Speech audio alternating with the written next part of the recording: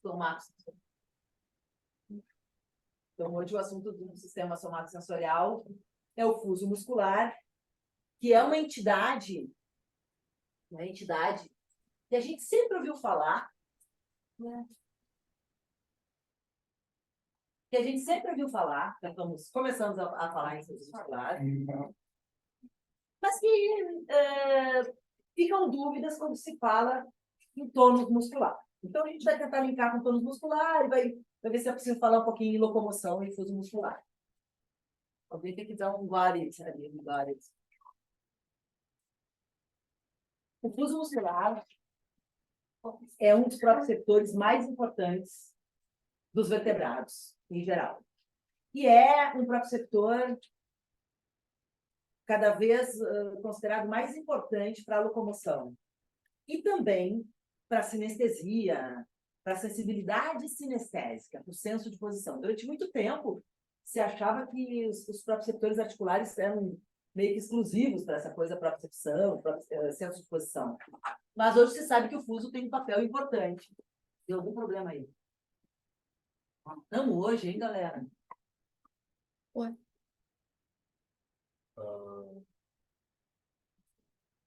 Essa imagem que está aqui são duas imagens de microscopia. Ah, ela está aumentando, né? O que houve aí?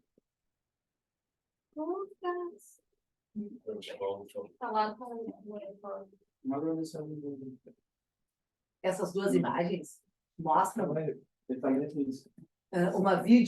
uma fluoroscopia de fuso muscular. Então, o que é?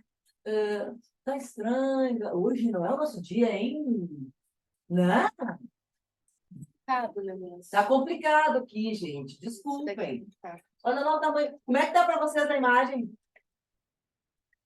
Tá fuso e propriocepção, o slide. Tá bem grande? Sim, o modo de apresentação. Certinho. Tá bem normal para mim também. Claro. Que daí lá não dá para ver, eles estão vendo. Mas a Dai vai conseguir resolver ali. Obrigado, Dai. Será? O Lucas vai conseguir resolver. Então, vamos lá. O fuso muscular é o proprioceptor mais importante do teu corpo. Eles são mecanorreceptores encontrados em praticamente todos os músculos esqueléticos, sendo bem mais densos, né, com maior quantidade por grama de músculo, em músculos relacionados a atividades de precisão, como músculos da mão, músculos da mímica e músculos superficiais. Esses músculos são os que mais possuem fusos, e a maior parte das pesquisas com fusos foram feitas inicialmente com sapos, depois com gatos, com macacos, e muito pouco estudo em fuso de humano. E nós vamos entender um pouquinho. Eu não sei se a minha revisão está mais. Os arquivos ficaram muito ruins, porque eu acabei aproveitando o outro, porque foi desconfigurado o anterior, né? Está cheio de texto, esse aqui não tinha resumo. Mas, de qualquer forma, muito pouco se estudou fuso em espécie humana. Nós vamos entender o porquê, porque é muito difícil acessar o fuso em espécie humana. Então, a gente não tem todas as respostas que nós gostaríamos sobre fuso, embora tenhamos bem mais do que imaginasse. Só que o que também chama atenção é que as pesquisas com fuso, elas são da década de 40, 50, 60, 70, as mais importantes, porque elas utilizavam a eletromiografia. E hoje, praticamente, não se faz mais isso em laboratório. E eu quero também entender por que não se faz mais isso em laboratório. Então, a gente sabe, por exemplo, que proprioceptor, fuso muscular, no pescoço, né, na musculatura profunda da cervical, é muito, indicando que ele parece contribuir com o sistema vestibular para a informação da pressão da cabeça, do pescoço, da cabeça é fácil. Então, o fuso muscular tem vários papéis. Papéis de sensibilidade sinestésica, papel de defesa do músculo para que não haja ruptura, né, lesão, por causa do complexo miocárdico. Papel na organização tônica do sistema locomotor, do sistema musculoesquelético, e papel na sinalização dos ciclos da marcha, que a gente também não tem muita segurança em espécie humana, mas tem mais pesquisa em gato, né? Essa aqui é uma das primeiras pesquisas que foram publicadas, 1957, que é um estudo que eles fizeram na inervação do fuso e extrafusal de músculos de Hus. 1957, do Gray. Então, esses estudos são muito antigos, né? E são considerados, de alguma forma, atemporais, né? Embora alguma coisinha tenha mudado de informação. Esse é um dos artigos que a gente usou para essa aula, que é uma revisão de 2018 sobre 50 anos de microneurografia, que foi a forma que os autores encontraram de monitorar os fuso-motores, a inervação motora do fuso. Então, um dos grandes diferenciais do fuso muscular em relação aos outros mecanorreceptores do corpo para o movimento é a existência de inervação eferente, e não só de inervação aferente. Então, por exemplo, Pacini, Golgi-Mazzoni, Golgi, o próprio APG, o Ruffini, são próprios setores que têm exclusivamente o papel de, ao serem deformados, lançar sinapse, ou para informar o que está acontecendo no tecido, ou para deflagrar reflexos, né? E respostas motoras. Mas não há uma inervação eferente para esses próprios setores. E o fuso tem uma inervação eferente. Então, a descoberta da inervação eferente e do comportamento dos fusos musculares foi grandemente realizada por um grupo de autores, dentre os quais os que estão nesse artigo citados, eu vou citar várias vezes aqui, e eles chegaram a uma série de conclusões com estudos de gatos decorticados e gatos descerebrados. Movimento passivo, movimento ativo, isolando fusos musculares. Então, a gente vai falar um pouquinho sobre esses insights dos mecanismos de fusos musculares. Então, os fusos são mecanorreceptores encapsulados. Essas cápsulas têm um fluido dentro, tá? Então, elas estão embebidas, essas fibras musculares estão embebidas de 4 a 5 pequenas fibras musculares, elas estão embebidas nessa cápsula de tecido conjuntivo, e há mudanças nesses fusos em uma série de condições, dentre as quais o envelhecimento. O envelhecimento enrijece o fuso, deixa esse fluido que tem dentro do fuso mais rígido. E a gente não sabe a repercussão disso nas técnicas funcionais. Também, nós não vamos falar hoje, nós vamos falar em outra aula sobre qual é a diferença do comprometimento fusal de pacientes com Parkinson e de pacientes com paralisia cerebral, traumatismo craniano ou AVC. E a gente sabe que o fuso está altissimamente ligado à espasticidade e que existem subtipos de espasticidade. E por isso nós vamos falar um pouquinho mais, inclusive a distonia, nós vamos falar um pouquinho mais nisso em próximos encontros, talvez no próximo. Então, existem doenças em que o paciente não tem fuso, existem doenças específicas, neuromusculares, miopatias, em que o paciente tem malformações dos fusos, e isso geralmente acarreta um dano importante, que é o déficit perceptivo. Mas a gente vai tentar extrapolar um pouquinho, então. Então, a gente viu que esses fusos, que são de 4 a 5 fibras musculares encapsulados, eles são muito abundantes, com dezenas e dezenas de músculos que têm predominância de fibras tipo 1. E eu vou discutir aqui uma coisa com vocês, que é especulação, tá? Mas os músculos mais comumente comprometidos de mioesteatose são músculos com predominância de fibras tipo 1. Exatamente os músculos que têm mais fusos musculares. Como, por exemplo, os multíforos e os pequenos rotadores. Mais da lombar, mas também na cervical e na torácica. Então, como a gente comentou, os fusos são os únicos proprioceptores que têm inervação motora. Qual é o papel dessa inervação motora? Então, o principal estímulo para uma resposta fusal a uma perturbação é o alongamento muscular. Eles usam muito o termo dos fascículos parentais. Então, quando tu fala em fuso, tu considera fascículo, tá? Não unidade motora, mas fascículos. Então, tem grupos de fibras que estão envolvidos por membranas do tecido conjuntivo. Então, o fuso, ele vai participar, ele vai deflagrar respostas reflexas para os fascículos dentro dos quais eles estão inseridos. O que a gente vai chamar de fibras extrafisais parentais. Parêntese. Então, lembra? Tu tem feixes e tem fascículos de músculos, de fibras musculares. Esses fusos musculares, eles estão colados nas membranas tecido conjuntivas. Essas pequenas capsulinhas ou fusos têm uma cápsula de tecido conjuntivo líquido dentro que se ancoram em membranas tecido conjuntivo, fácil do próprio músculo. E aí tem regiões do músculo que, conforme a perturbação, vão sensibilizar fusos que vão deflagrar reflexos para os conjuntos de fibras pertencentes aos fascículos aonde eles se localizam. O que é a ala? Não entendi, desculpa, eu perdi. Tem que falar de 4 a 5 fibras. Do fuso. Nós já vamos visitar aqui. O fuso são 4 a 5 fibrinhas diferentes das fibras extrafusais que estão encapsulados. Fibra nervosa. Fibras musculares dotadas de axônios aferentes e eferentes. O fuso muscular é um conjunto de fibras musculares morfologicamente e histologicamente diferente das fibras extrafusais.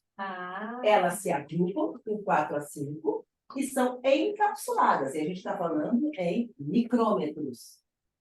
Então, são 4 a 5 fibras musculares com inervação aferente e eferente. Eferente, diferente das fibras extrafusais. As fibras extrafusais, elas têm pacine, elas têm bufine, elas têm terminação nervosa livre, então elas sentem vibração, elas sentem dor, elas sentem pressão. Mas elas não são capazes de perceber o alongamento do músculo. Uma fibra extrafusal não consegue responder ao alongamento. Mas dentro do músculo, tu tem dezenas e dezenas de fusos musculares que estão ali para informar o sistema nervoso do que está acontecendo nesse músculo. Então, eles acabam sendo também uma importante região de facilitação. Então, eles vão codificar fielmente o quanto esse músculo foi estirado, ou esse fascículo foi estirado, e a velocidade com a qual ele foi estirado. E aí, eles vão deflagrar reflexos, mas não é só isso. Aí que vem a discussão do tônus, né? Nós não temos... Bom, deixa aí, gente. Deixa aí. Essa é uma imagem do néter, tá? É uma imagem do néter. Então, tá ali, fazendo base para o monitor. Tá? Tá ali o néter da senhora embaixo do...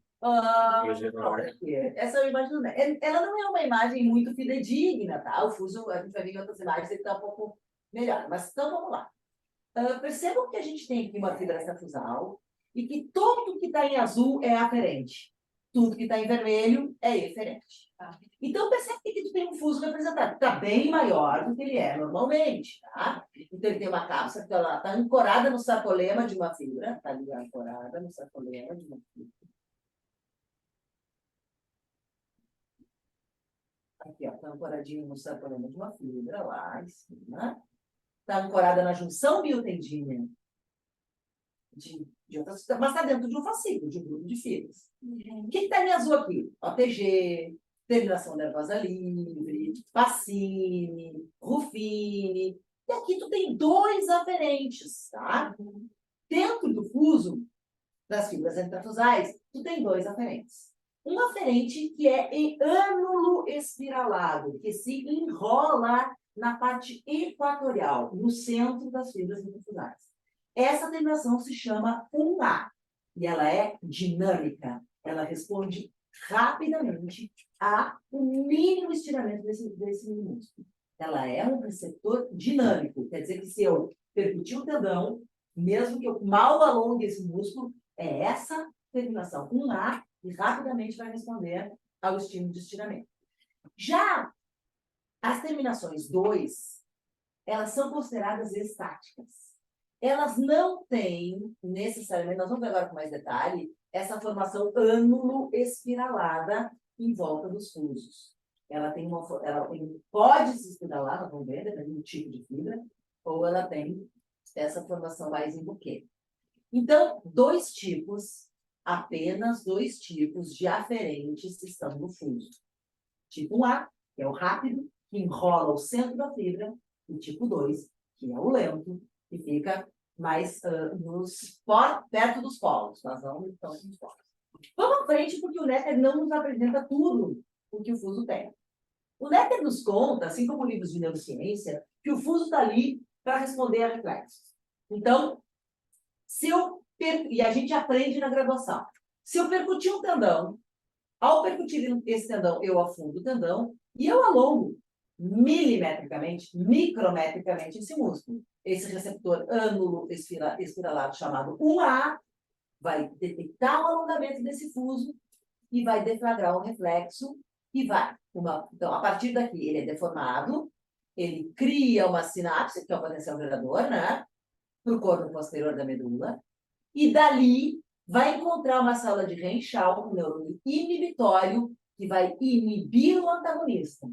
E, ao mesmo tempo, vai encontrar o neurônio, vai fazer sinapse com o neurônio alfa-motor, o neurônio motor alfa, que inerva as fibras extrafusais, e vai deflagrar um reflexo para o fascículo das fibras vizinha aos fusos perturbados. Não são todas. Os fusos que detectarem vão ter um reflexo. Tá? Esses fusos podem estar mais excitáveis. Se está nervoso, está passando frio, se está hipertenso. Eles podem estar menos estáveis, se está relaxado, se está sonolento, com pressão baixa. Eu peguei também, tá aí. Quando a senhora falou da inervação e dessa conexão do fluido com a musculatura, toda a minha musculatura, pensando nos sinudismos, toda ela vai ser, todas as minhas fibras musculares vão ter um fuso correspondente, ou eles vão vir, alguns partes do meu músculo vão ter um fuso muscular e as do lado vão ser ativadas por proximidade. Porque estão no mesmo fascículo. Por proximidade. Por proximidade. E então, assim, o fascículo tem uma divisão de conjuntivos. Sim, sim. Então, geralmente, aqueles fusos, eles vão deflagrar reflexo para aquele fascículo onde ele está dentro, que a gente chama de fibras parentais. Né? E o que determina a quantidade de fuso muscular da musculatura, o tamanho dela, a localização? A função e a tipologia das fibras. Quanto mais fibra tipo 1 ou de contração lenta tiver um músculo, mais fusos ele terá. Os músculos que mais têm fusos musculares, sabidamente, são os músculos das mãos, da mímica e do antedentário. Seguimos. Então, a gente tinha informação e a gente aprendia isso na graduação. Então, tinha duas formas de ter um reflexo miotático. Quando tu, por exemplo, alongava um músculo, tu tinha um reflexo miotático deflagrado pelas fibras, pelos aferentes tipo 2, que são os mais lentos. E quando tu percutia direto a um tendão, tu tinha uma resposta de reflexo miotático deflagrada por um aferente tipo 1A, que é esse que se enrola no meio do duto da fibra.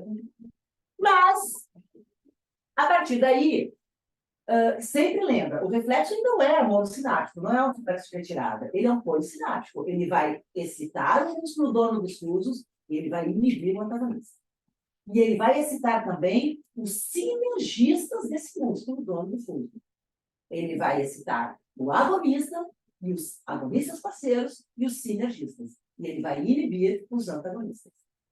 A gente vai falar na próxima aula, provavelmente, em ATG, e a gente vai ver que é um pouco diferente do trabalho do ATG. O trabalho do ATG é detectar força produzida. O objetivo do ATG é modular força. O objetivo do fuso é evitar lesão, é mediar o tônus, evitar lesão por estiramento, mediar o tônus e ajudar na orquestração da marcha. Ajudar na orquestração da marcha. O que explicou agora então, a inibição recíproca. Inibição recíproca. Então, esse reflexo, ele vai contar com a inibição recíproca, porque à medida que ele excita o alfa-motor das fibras vizinhas, ele vai na medula excitar um inibitório que vai inibir parte das fibras do antagonista, não todas. Então, sempre é proporcional. Eu, sei lá, se tirar aqui o bíceps, vai contrair o bíceps, o braquial, vai os sinergistas todos para flexão, por exemplo. É isso? Se você tirar o tamanho, Dependendo do tamanho do estímulo. Dependendo do número de fusos e da... Detectados. Ah, tá. Quanto mais forte for a porrada ou alongamento, contra-movimento, então o fuso, por exemplo, o contra-movimento, né, tu vai preparar um gesto e é inato de fazer um alongamento prévio daquele agonista. Então o fuso está aí, o fuso te ajuda a recrutar as habilidades motoras, o fuso te garante que tu vai conseguir contrair aquela musculatura. Mas vamos lá, porque ele tem, vamos entender um pouco mais, porque é bastante coisa. Então, olha só. Tu tem 2 tipos de fibra muscular. Não está aparecendo ali, mas está aparecendo. Para vocês aparecem 2 tipos de fibra muscular. Na verdade, são 3. Tá? Aqui só mostra 2, mas são 3. As fibras em aglomerado nuclear ou saco nuclear são fibras pequenininhas que têm os núcleos concentrados no equador, na linha equatorial, no centro das fibras. E as fibras em cadeia nuclear têm núcleos mais dispersos na fibra, mas eles são em fila única. Eles estão em fila única no centro da fibra. As fibras em saco, elas são classificadas em saco 1 e saco 2, vamos ver. E elas são maiores do que as fibras em cadeia. As fibras em cadeia são mais fininhas e mais curtinhas. Então, percebe aqui, ó. As fibras de saco 1, que são consideradas dinâmicas, a maior parte delas não recebe grupo de aferente 2. As fibras têm saco 1, saco 2 e cadeia. As fibras saco 1 são consideradas fibras dinâmicas, são receptores dinâmicos. E elas não têm... meu Deus, desculpa aqui.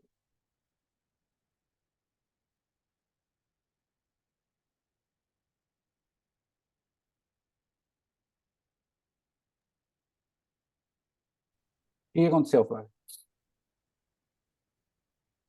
Me entrou saltou um botão, como diria meu pai. Aqui um ansioso do WhatsApp. Tchau! Então, percebam que aqui, ó, nós estamos vendo os sensitivos, tá? As 2 fibras têm um receptor primário. Então, elas têm um receptor dinâmico. Mas elas não têm o grupo 2 aqui, que é as VEG 1 não tem grupo 2, porque elas são consideradas receptores dinâmicos. Vamos ver. Já as VEG 2 e as cadeia nuclear têm os 2 tipos. A terminação tipo 2, uma fibra intrafusal pode ter de 0 a 5 terminações tipo 2, mas a maior parte das fibras intrafusais tem uma fibra tipo 2, esse tipo 2. Agora nós vamos ver que 2 aferente. é aferente, 1A e 2. Então, falou, 1A é o ânulo espiral, que vai para o centro da fibra e tem receptor rápido. Tá. 2 é um receptor mais lento, que fica um pouquinho mais próximo dos polos. Tá. E que está mais presente nas fibras consideradas estáticas. Vamos ver. Tem classificação. Fibras que detectam alterações mais dinâmicas, fibras que detectam alterações mais estáticas, e também tem a parte fusimotora, que nós vamos falar daqui a pouco. A fibra que te refere à célula muscular. Fibra muscular. Tá. Eu vou chamar, porque poderia usar o termo de fibra neural. Eu vou usar o termo terminação axonal ou aferente. Tá. E vou usar fibra para fibra muscular. Tá. E vou usar eferente ou fusimotor para o neurônio eferente. Tá. Então, vamos lá. Qual é o neurônio que inerva uma fibra extrafusal? Alfa. Qual é o neurônio que inerva uma fibra intrafusal? Gama. Ele é pequeno. E tu tem 2 tipos de neurônio gama. Um neurônio gama que é considerado em trilha, que é o gama 2, e um neurônio gama considerado em placa, que é o gama 1. Então, os caras foram só em gato, vendo vários subtipos. Gato é um bicho que usa muito fuso, né? muito difuso. Para mudar para cima, ele vai cair de pé. Ele já é muito difuso. Tem muita sinestesia, muita percepção. Então, os estudos anatômicos em humanos foram muito poucos. E o que eles fizeram foi um músculo intercostal, que tinha que ser bem superficial para eles poderem. Por quê? Porque eles queriam entender não só o funcionamento passivo, né, os aferentes, mas também o que chamava de fuso motor, que eles tentavam monitorar. Então, eles pegaram esse músculo intercostal externo, que é bem fácil de pegar, pequenininhas fibras, fácil de tirar, né, fazer uma biópsia, e pegaram músculos intrínsecos e extrínsecos de dedos, fizeram com macaco, muito coisa com dedo, mas pouca pesquisa com humano. Muito difícil de monitorar, principalmente em vivo. Mas pesquisa em... Então, eles viram assim, ó, a priori, o fuso humano é parecido com o fuso do gato. Tá? Tem pouca diferença. Mas eles acharam que os fusos humanos não têm tão perfeitinho o ângulo espiralado como o do gato. Mas, de qualquer forma, a semelhança com o estrutural é parecida. Então, os estudos que fizeram a subdivisão das fibras musculares intrafusais, tanto anatômica quanto funcionalmente, foram feitos no gato, durante muito tempo com gato, e ali que eles descobriram, então, que existia saco nuclear, BEG1, saco nuclear, BEG2, e a cadeia nuclear, conforme o arranjo dos núcleos, tá? Essa foi a primeira classificação.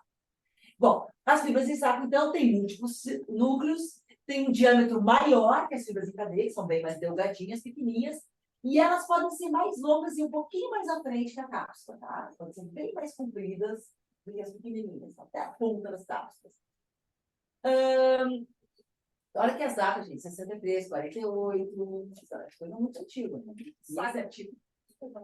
Saco nuclear é a mesma coisa que BEG, saco nuclear tem dois tipos, saco 1 e saco 2, BEG 1 e BEG 2, tá? E aí, cadê? Que é os infilão, tá? Então, eles conseguiram ver os subtipos. Isso está aqui cheio de dados, porque eu fiz dados que estavam desconfigurados. Então, vamos lá. O que eles viram? A partir do momento que eles evoluíram das pesquisas, eles viram, então, eles acharam a enzima ATPase, mostrando que ele tinha ATP, encontraram miosina, encontraram actina, apenas nos polos dos fusos, e viram que tinham as BEG1, que eram fibras com comportamento mais estático, de resposta estática e de comportamento estático. E as BEG2 e as cadeias tinham um comportamento mais dinâmico. Tá? Vamos lá. Ai, troquei. BEG1 é a única dinâmica. BEG1 não tem a terminação 2, só tem a do meio. BEG2 parece ser igual a da cadeia, que tem a terminação do meio e as das pontas. Que eles consideram uma terminação tônica. A 2, a que está nos polos, e a 1, que é a que está no meio, uma aferente fase, quando as mudanças rápidas. Então, É considerada tônica, ela está nos dois lados, e por isso ela consegue controlar o tônus do músculo, é isso? Não. Ou nada a ver? Nada a ver, mas estática. Vamos falar mais então do músculo adiante. Então, vamos lá. BEG1 é um tipo de fibra, nós vamos para o desenho aqui. Deixa eu só para o desenho, que eu vou mostrar aqui. Aqui tu tem um músculo. Aqui tu tem vários fusos. Aqui tu tem um fuso. E aqui tu tem os subtipos. BEG1. Tá? BEG2, muito parecidas. A BEG2 um pouco maior. E as cadeias nucleares, essas três pequenininhas. Olha a diferença. Tanto a BEG1 quanto a BEG2, quanto as cadeias, recebem um A primário, que é aquele que se enrola bem no centro. Que é um receptor rápido. É um aferente rápido. Agora, a BEG1 não recebe um aferente 2, ó. Só a BEG2 e as cadeias nucleares. Então, eles entenderam, ao longo das pesquisas, que esse receptor 2 aqui, que é um receptor lento, ele pode ser considerado um receptor lento ou um receptor estático. Mas aí tu vai pensar, como assim estático? O músculo vai ficar alongado um tempão? Né? O músculo fica se alongando, se cortando, se alongando, se cortando. Então, parte da história é entender que o aferente 2 é um receptor lento. E parte da história é entender que ele é um receptor estático. Mas aí tu tem que ir para a parte B que é entender os fusimotores. Então, vamos lá para os fusimotores. Observa quais são as inervações motoras do fuso muscular. Um neurônio alfa, um neurônio gama, dinâmico, que apenas está inervando a BEG1. Ele tem uma placa motora e ele é dinâmico. É o gama É o gama D, D. dynamic, tá? dinâmico. Tá. É o gama dinâmico. Nós estamos falando de inervação eferente. Sim. Então, a BEG1 só tem inervação de placa, que eles chamam de gama dinâmica. A BEG2 tem inervação estática, que é uma placa motora em trilha, que eles chamam, é um gama S, um gama static. Então, a BEG2 e a cadeia têm duas diferenças convergentes para a BEG1. Elas têm receptor aferente 2, que é lento, estático, e elas têm eferente estático, que também perdura na contração. A BEG1, que é essa que está aqui, tem um receptor aferente rápido e dinâmico e tem uma inervação eferente dinâmica. Qual seria o papel dessas diferenças? Por que esses dois têm essa diferença? Agora nós vamos para o mais intrigante dos aspectos do fuso. A inervação beta. Durante muito tempo, a gente aprendeu que para tu contrair o músculo, tu precisa de coativação alfa-gama. Então, vamos lá. Eu vou fazer uma contração do músculo. Quando eu contrair o músculo, eu vou encurtar este músculo. Portanto, o fuso vai encurtar. E o fuso não tem nenhuma resposta de encurtamento, só para o alongamento. Então, se tu quer manter uma contração e produzir força, a primeira contração, ou uma fraquinha, tu pode até nem coativar o gama. Mas se tu quiser produzir força ou manter uma contração, tu precisa coativar o gama com o alfa. Por quê? Segura a pergunta. Então, um fenômeno é por que nós ativamos alfa-gama durante as contrações? E agora, o segundo fenômeno, e mais intrigante, é por que nós temos neurônios motores beta? Os neurônios motores beta inervam ao mesmo tempo fibra extra e fibra intrafusal. Este é o neurônio menos compreendido do fuso muscular.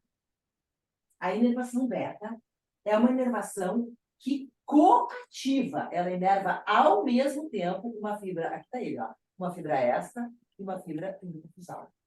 E essa fibra beta, ela, que é um eferente, além do gama, ela inerva em sistema de coativação tanto a fibra extrafusal vizinha a esse fuso, quanto a fibra intrafusal. Os dois tipos de fibra extrafusal, o BEG1 e o cadeia. Então, vamos lá. Se fuso parecia simples quando a gente estudou na graduação, Agora está mais simples ainda. tá mais simples, mas o importante é isso, é década de 60, e esse conhecimento ainda é considerado contemporâneo. Por ver que eles estão atrasados. Então, para que serve isso? Por que tem a ver com fônus? Por que essa inervação tão complexa? Por que essas diferenças? Vamos tentar entender. Me perdi no básico então, aqui. As bags são extra ou intra? A BEG1 PEG, fibra intrafusal, é PEG1, PEG2 e cadeia nuclear. Claro. Tá? Tudo entra. PEG1, dinâmica. Sim. PEG2 e cadeia, estática. Sim. Tá. O que a BEG1 tem de diferente das outras?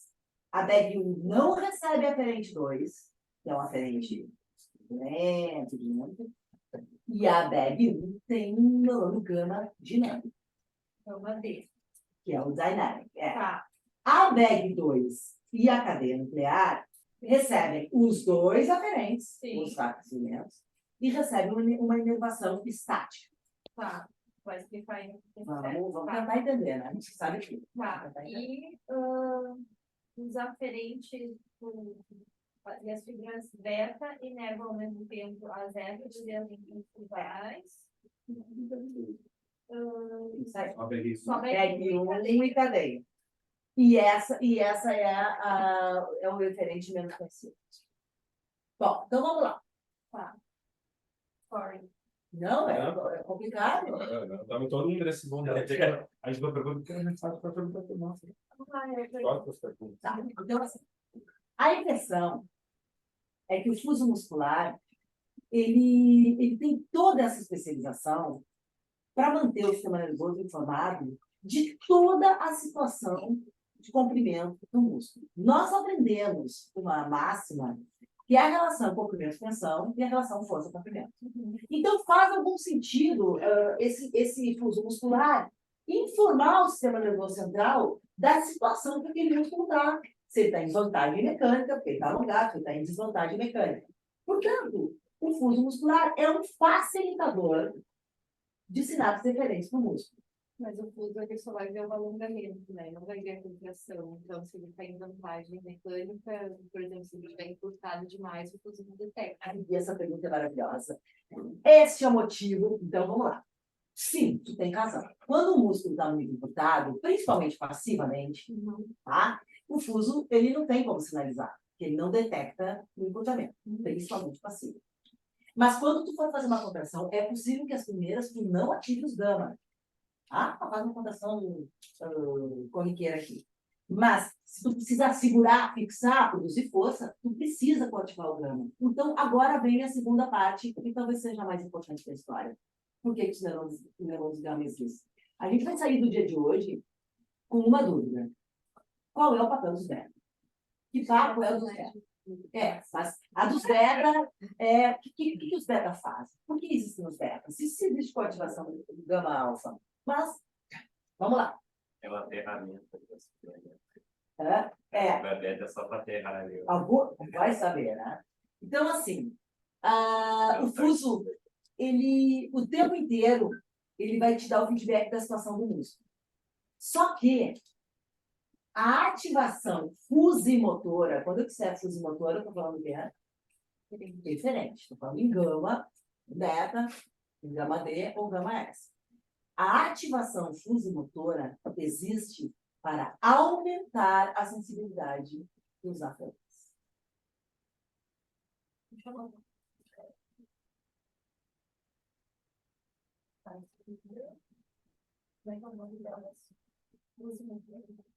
São os efeitos, mas eu vou mostrar na figura, tá?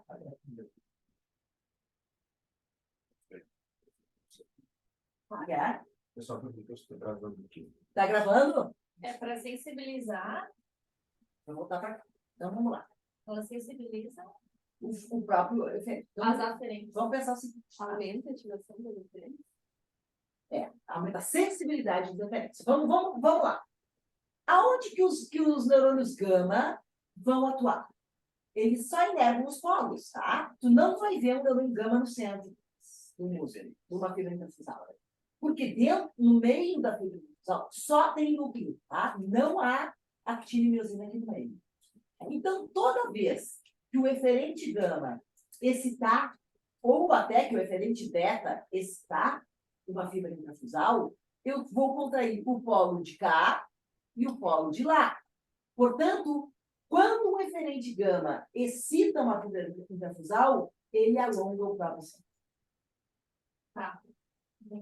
Então, quando o neurônio gama excita uma fibra interfusal, é porque ele quer deixar aquela fibra mais sensível ao estiramento. Esse é o papel. Vamos lá, nós estamos construindo. Quando um eferente gama excita uma fibra interfusal, é porque provavelmente ele quer pré-estirar essa fibra e já sensibilizar o aferente, deixar ele mais responsivo. O que esse aferente vai fazer? Vai fazer um reflexo de alça e vai excitar as hélices interfusais. E aí é que entra, que eu acho que eu gostaria muito da gente se debruçar um pouco mais nisso. Tarda, estou te falando isso, porque a gente vai ver aqui, e eu talvez hoje não apresente da melhor forma que eu gostaria, que O fuso muscular é orquestrado de forma diferente, ele se comporta de forma diferente entre os flexores e os extensores da pata do gato durante a locomoção. A ação dos neurônios gama, ela se comporta de forma diferente nos extensores e nos flexores da pata do gato durante a locomoção, indicando que os fusos têm um papel na orquestração da circuitaria do CPG.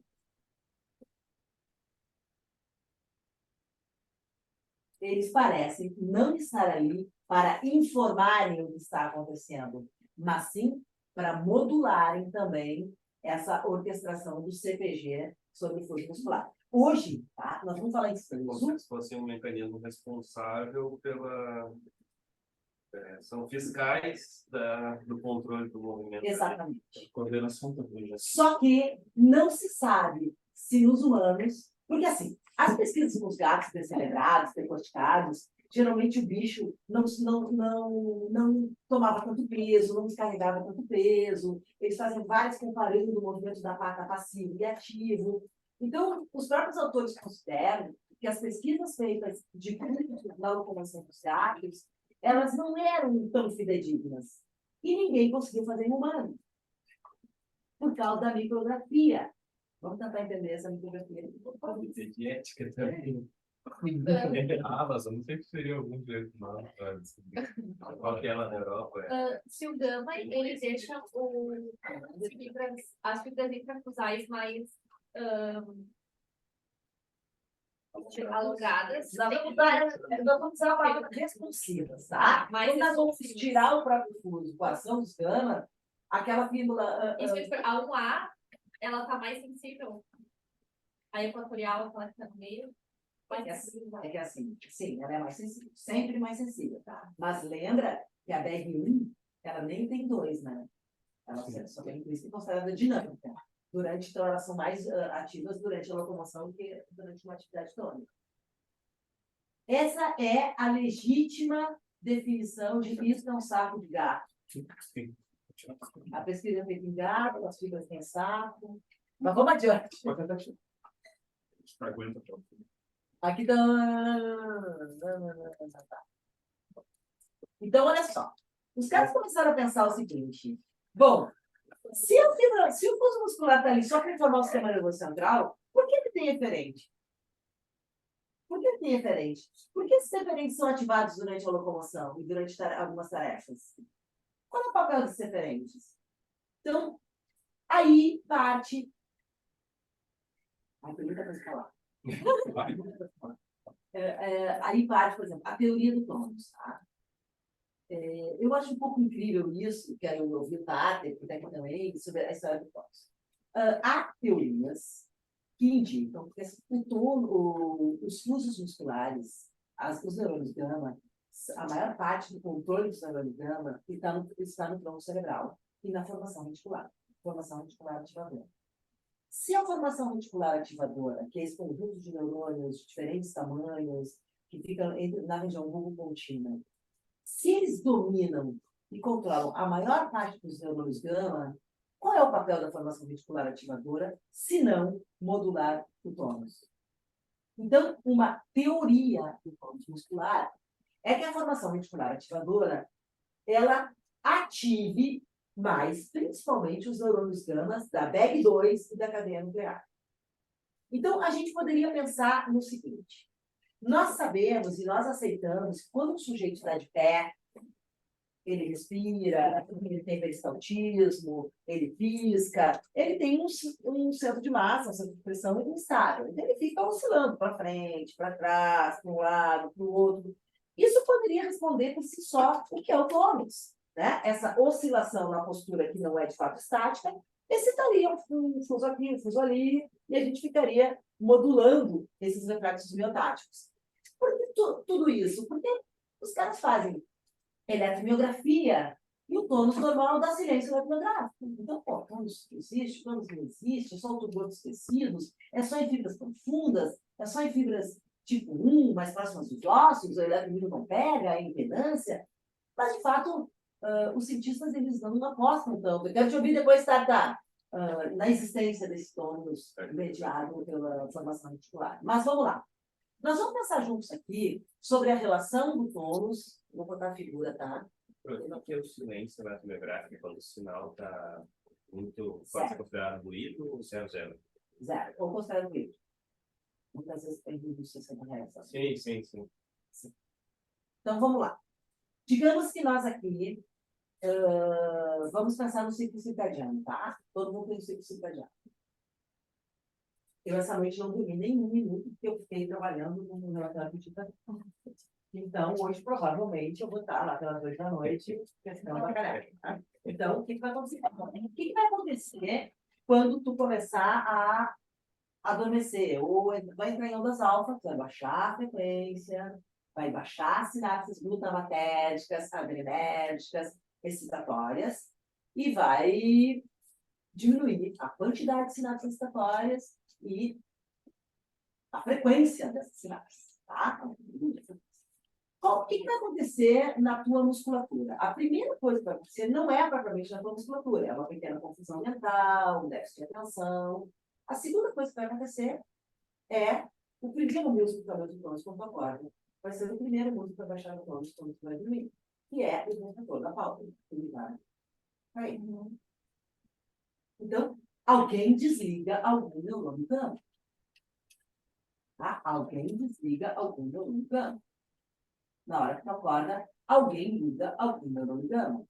A teoria é que o tônus é mediado pela formação reticular ativadora, que ativa os gama-fusimotores, PEG2 e cadeia, e provoca um autoestiramento do fuso, deflagrando uma sinapse extrafusal. Tá? Mas é uma teoria. Espacidade, a gente vai falar na aula que vem, na outra, sobre espacidade, diferença de espacidade e fuso. Então, quando essa teoria é confrontada, fica mais fácil a gente entender pensando no ciclo circadiano, que é o ciclo de sono e vigília. Então, quando a gente adormece, a primeira coisa que acontece é o olho, né? Vai cair a pálpebra. A segunda coisa é, de cara, os músculos que mais têm fusos esqueléticos fora a mímica, são paravertebrais cervicais, são os que mais têm. Ele vai caber que eles vão desligar e vai cair na cabeça. Quando cair na tua cabeça, se cair na tua cabeça, vai acordar com o reflexo metálico extrínseco, certo?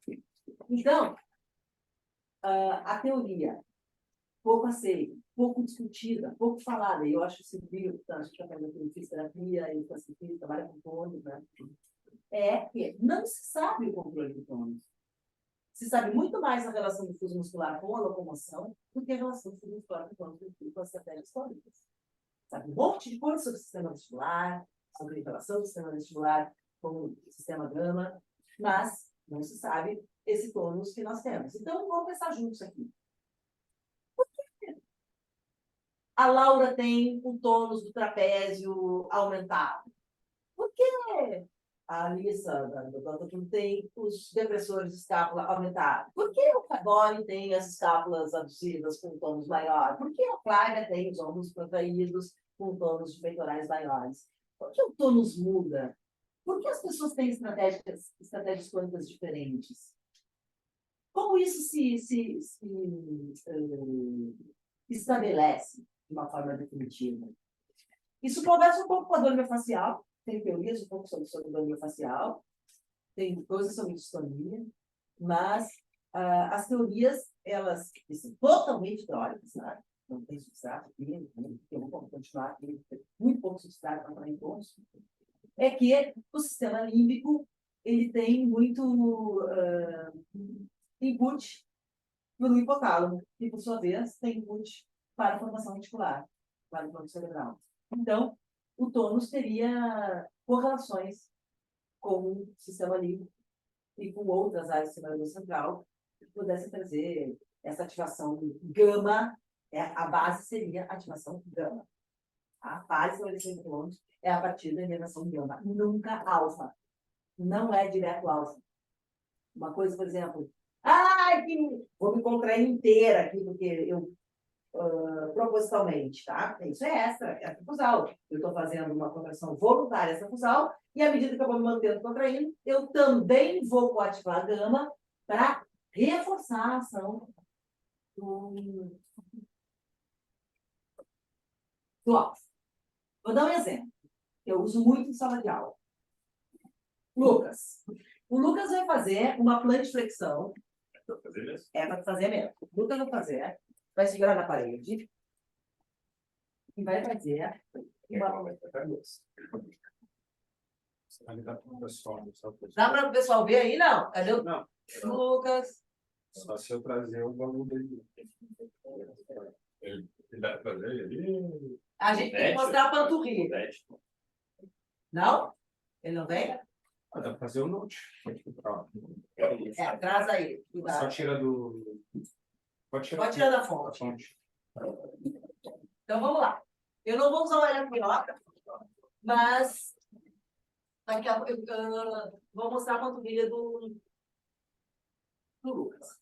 Bom, o que mais mexe com gato com as criaturas de marcha é gastrocnêmio e solear, né? Solear e gastrocnêmio. Então, o Lucas vai fazer uma plantiflexão e eu vou com o meu dedo, faz algumas repetidas. Vai lá. Vai lá em cima. Eu vou sentir aqui o grau de contração dos gastrocnêmios. Tá? Vai manter. Vai manter. Tá lá. E o solear aqui embaixo. Beleza. Agora o Lucas vai ficar em plantiflexão, fica em plante, e vai fazer um agachamento. Vai. Fica lá, fica. Ó. Ó. O sistema desligou os gastrocnêmios. Sobe, joelho estendido, o sistema volta a ligar. Esse é um sinal claro de que quando o músculo encurtou, passivamente, vai, porque a gravidade está dando contigo. Passivamente, ó. O fuso não indica que ali tenha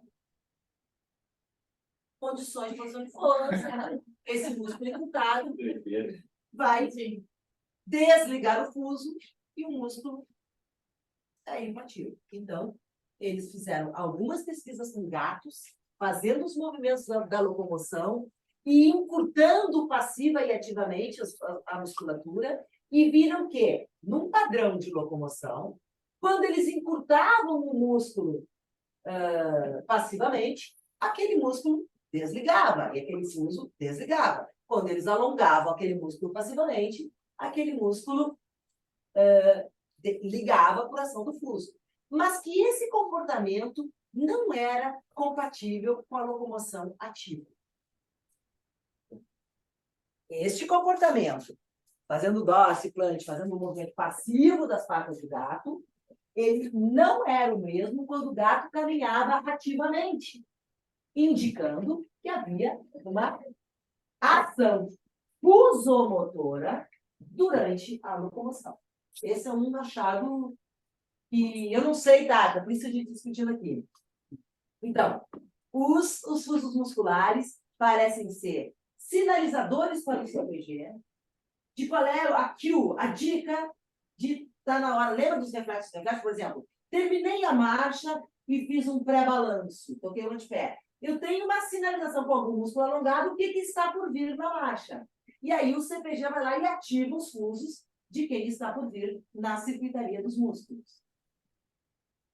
Mas dentro de uma marcha de uma pessoa rígida normal, é muito pequena essa ativação, né? Tem que ser um... Como assim? Estou confuso.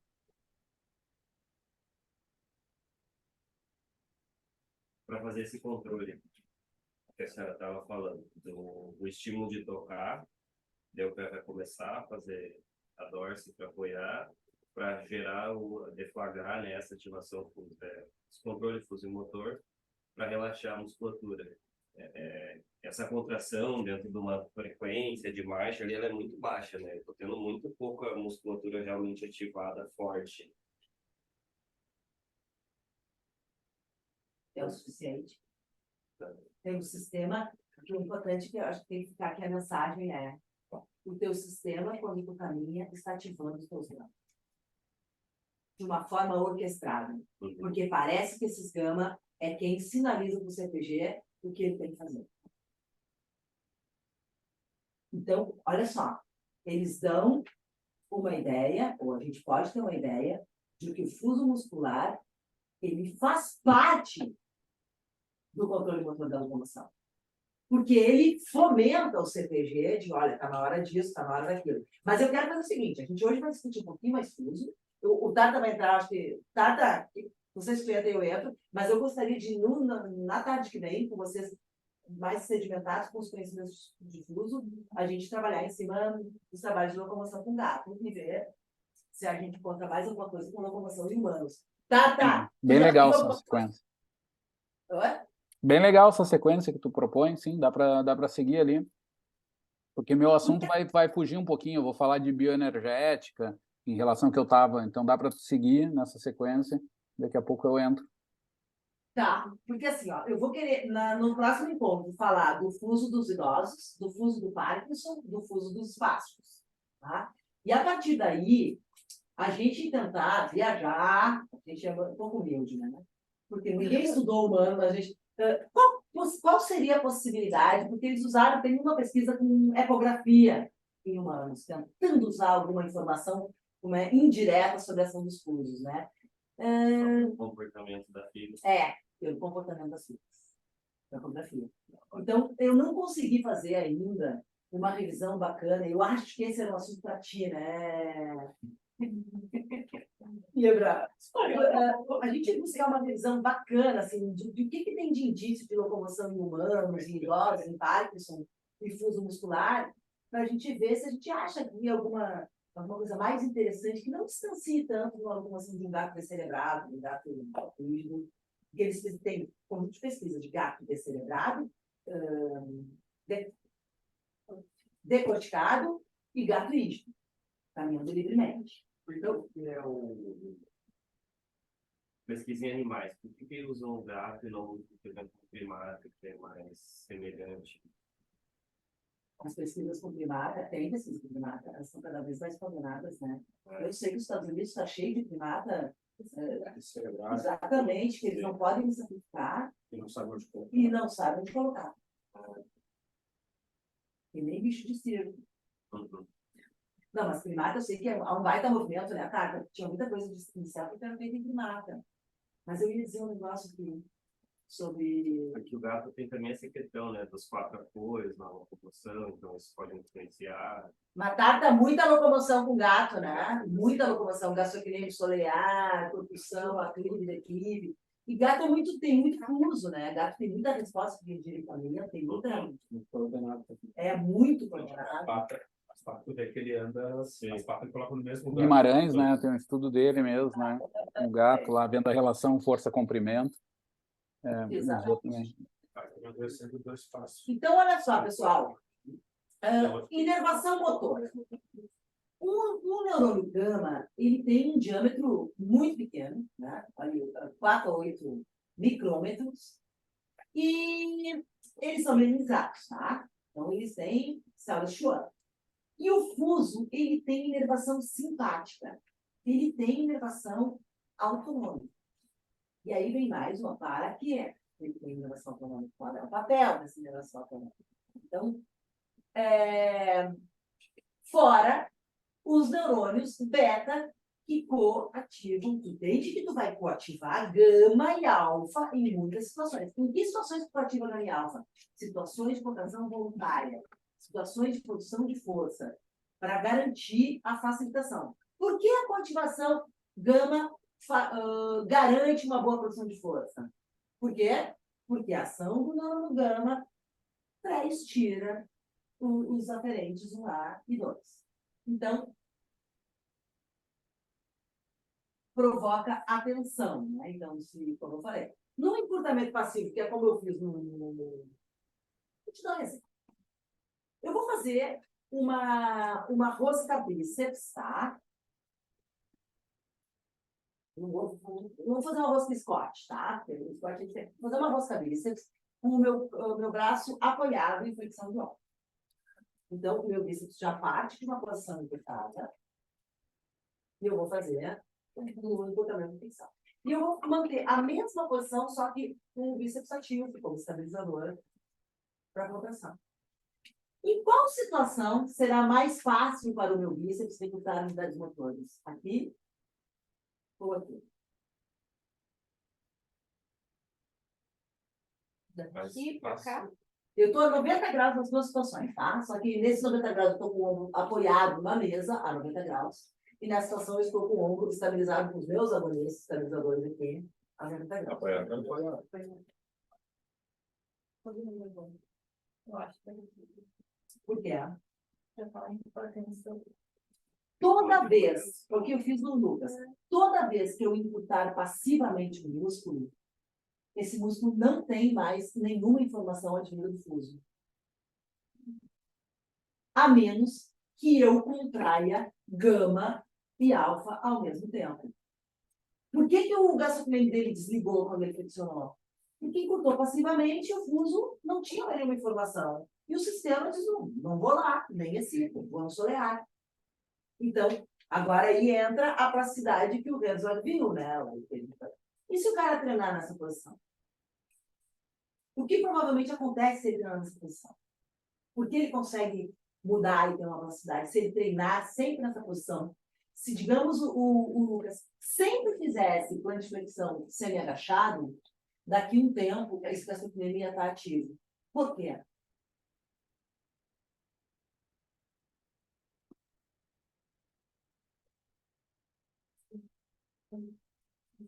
Porque ele vai passar a usar os neurônios gama junto com os alfa. Mesmo que não tenha eficiência mecânica. Se treinar assim. Se treinar assim. Mesmo que não tenha eficiência mecânica, se treinar. Porque nesse exemplo é fácil de entender, né? Ele não tem um comprimento para conseguir contrair, contribuir. Né? É que assim, né? O fuso tá ali para contar para o teu sistema nervoso isso. Não vem aqui, que não vale a pena tu gastar energia e tudo mais. Mas tu pode mudar essa realidade se tu ativar teus neurônios gama. Agora, a pergunta é, qual é o controle do teu córtex sobre o neurônio gama? Tu tem controle do córtex tranquilamente sobre os teus neurônios alfa. E sobre os betas não? Não sabemos. Qual é a via? Como tu vai? Não sabemos. Nossa, não sabemos. Sim ou não? Vamos adiante. Sim, estou pensando em sentar em casa e rever tudo. Tá. Então, assim, talvez aqui essa frase seja mais importante. Até depois esse artigo está cheio de texto, vai ser melhor para vocês. Mandou no grupo semana passada o artigo no WhatsApp dessa aula, não? Não, né? Achei que Não, deve ter baixado, né? Então, olha só. A função do motoneurônio gama é pontinhos. Controlar a sensibilidade dos afetos. Quanto mais eu excitar os gama, mais sensíveis ficam os aferentes. 1A e 2. Olha essa imagem. Essa é uma imagem de algumas... Eles fizeram assim, um esquemão, tá? Fizeram vários fuzinhos ali dentro. E aí estão mostrando, ó. Inervação beta, ó, vai para o gama, vai para a fibra intrafusal e vai lá para o extrafusal em algum ponto. Está ancorado aqui. Aferente 1A. No humano, essa é uma imagem do humano, ó. Ele não é tão enovelado. Alguns sim, outros não. 1A, lembra que é ângulo espiral. No humano não é tão ângulo espiral quanto no gato. A inervação 2, tá? Que é o aferente 2. Ele fica menos no centro, um pouquinho mais nas pontas. Gama, trem, cadeia, né? Trilha. Que é o gama trilha, é o dinâmico. E o gama placa é o estático. E aqui ele te mostra os capilares. Então, é uma imagem mais estilizada do fuso, né? Eu acho que a anterior é mais clara, e te mostra toda a inervação junto. E o Neta te mostrou ainda Pacini, Buffini, Aí, vamos lá, que tem a história da vibração. Então, a gente sabe essas histórias do fuso, do neurônio gama, porque os caras descobriram a microneurografia, que é a eletromiografia do fuso, é o acompanhamento. Então, eles pegavam um nervo periférico, tá? E esse nervo periférico, ele tem tudo. Ele tem alfa-neurônio, beta-neurônio, gama-neurônio, neurônio simpático, e eles iam lá nesse nervo periférico e catavam os neurônios gama, isolavam, e conseguiam, com esses microeletrodos, isolar. Então, qual é a questão? Qual é a dificuldade? Manter esse microeletrodo no lugar. Então, por isso que eles até, em outros artigos, mostram assim, é difícil o cara replicar essas pesquisas, teve esses caras pioneiros, um grupo que fez, desenvolveu outros autores, tem humanos mais difícil ainda, monitorar. Então, sei lá se desistiram, se alguém está fazendo, ele não sabe, mas essa revisão de 2015 mostra tudo da década de 70. Alguma coisa da década de 90 e parou ali. Vamos ver se tem coisa nova. E é isso que a gente podia procurar também. Então, vamos lá. Um axônio dinâmico, tá? Um neurofusimotor, estamos falando em gama agora, dinâmico, ele tem um efeito do aferente primário em músculos, né? Mantidos num comprimento constante. Então, tu usaria esse aferente dinâmico no músculo que está no comprimento constante. Uma situação que o músculo está em comprimento constante, está fazendo uma isometria, alguma coisa assim, e tu tem interesse em ativar mais, aí tu ativaria esses gama dinâmicos para provocar uma mudança, porque o músculo não está em mudança de movimento, como, por exemplo, a contração isométrica. No axônio dinâmico, por exemplo, ele é mais sensibilizado no alongamento dinâmico, que é um alongamento que o próprio músculo faz, com contra-movimento, excêntrica e por aí vai. Esses axônios dinâmicos, eles acabam não tendo nenhum efeito nas terminações secundárias, porque quem tem esses axônios dinâmicos nem tem aferente secundária, que é o BEG1. Os axônios estáticos, eles não servem para nada nas fases dinâmicas, tá? Mas em manutenção, em contenção. Quando o músculo está em comprimento constante, eles aumentam a resposta geral. E eles teriam uma influência grande tanto nas fibras primárias quanto nas secundárias. Quem são as primárias e secundárias?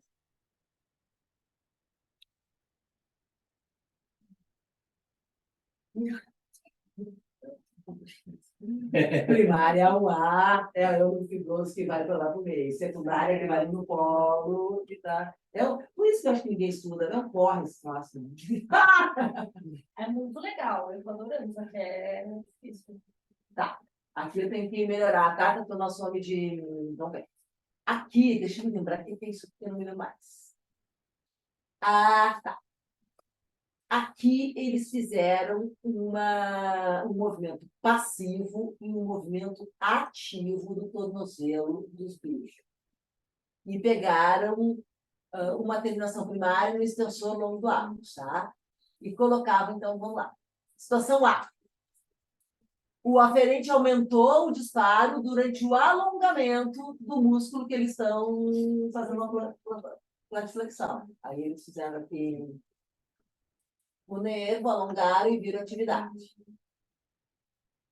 Numa dorsiflexão ativa, essa atividade foi bem menor. Foi aí que eles descobriram o músculo, o fuso, era superexcitado quando alongava passivamente, e quando fazia uma contração ativa naquele músculo, praticamente não excitava. Aí veio uma história. Tá? Quando o músculo encurta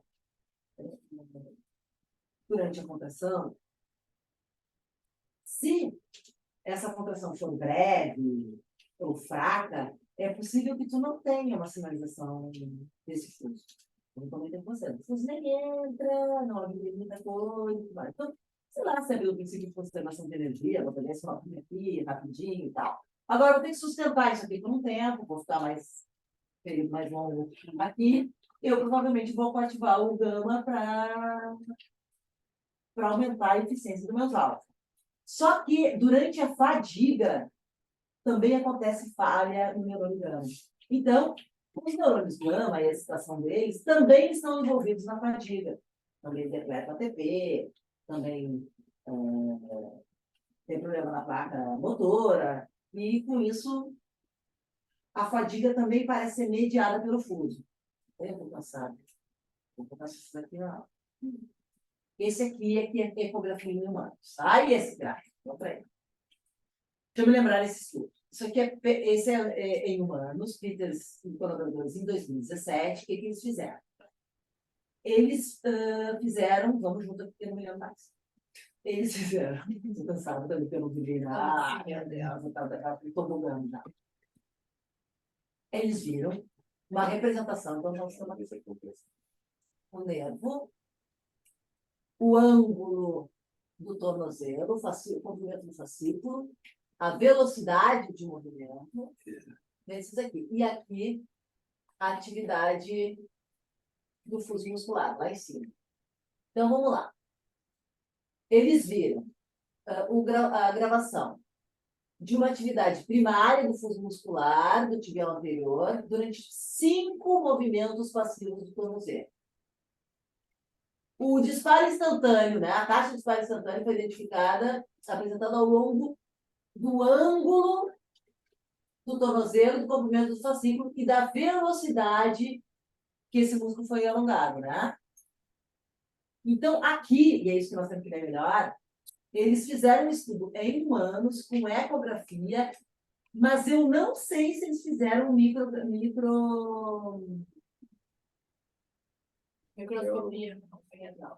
Eletromicrografia nesse mesmo. Eu vou ter que puxar esse artigo aqui, porque eu não baixei ele para a gente apresentar. Eu acho que vai ser interessante, porque a gente está interessado em humano, né?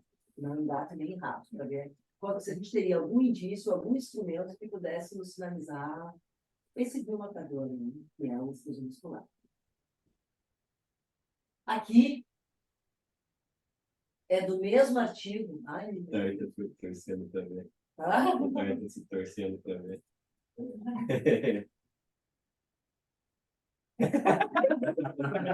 Eu também.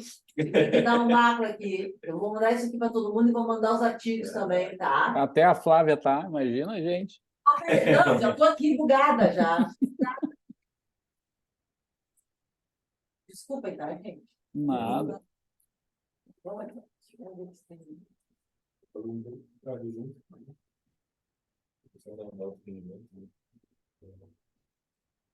Olha só. Eles usam esse termo, então vamos lá. As cargas de elevação do fuso, afetada pelo estiramento anterior do músculo receptor, tá? Que é o dono do parente, né? As fibras parentais, ativação durante a contração voluntária do fuso, pode permanecer elevada por muito tempo após uma contração. Então, você sabe assim, o fuso não se antecipa. Não tem padrão antecipatório do fuso, tá? O gama não entra antes do alfa. Ele sempre parece ter um delay. Então, o gama não se antecipa ao alfa. Ele parece um delay e entra depois.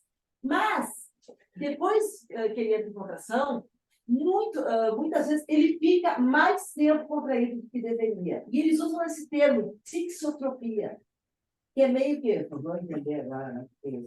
Uma manutenção, um prolongamento das ligações de actina e miosina durante essa contração. Então, primeiro, o sistema gama tem um delay, ele atrasa um pouco em relação ao alfa, e segundo, ele às vezes perdura nessa atividade, nessa contração das fibras interfusais, que eles não entendiam o que era, o porquê eram, e acabaram interpretando como uma manutenção para garantir a propriocepção. Eu acho que isso aí é a balela de discussão de resultados, quando você não sabe o que fazer, tem que inventar um negócio para fazer. Mas eu não sou ninguém aqui para... Né? Mas eu achei estranho essa persistência de ligações de actina e miosina para garantir a propriocepção. Será que não é para, não sei, imagina, ele fica, digamos que fica mais sensível nos segundos depois que acontece? Será que talvez para não, tipo, um preventivo, será que vai vir de novo? Nada é impossível, né, Laura? Também não acho possível isso. Mas eles usaram esse termo aí, fixotropy, Tem que olhar Fiquei pensando assim, talvez um delay, assim, como se preparando daqui a pouco, sabe, talvez venha um estímulo de novo e eu tô mais sensível. Pode possível. Tipo, esse antecipatório no sentido de sustentar quem está esperando. Um retardatário que se antecipa ao próximo. Isso. Né? Já que ele se atrasou, ele já fica pronto para o próximo. Isso. Mas a gente que trabalha com essa coisa de antecipação, né? Talvez isso tenha a ver. Olha só a vibração. Bastante coisa de vibração. A vibração sustentada num tendão diminui a taxa de disparo fuso. Diminui a responsividade desse fuso ao alongamento. Durante a aplicação da vibração, pode provocar uma contração, mas após o período da vibração, ele dessensibiliza. Aí nós começamos a pensar em 1000 coisas que envolvem a vibração.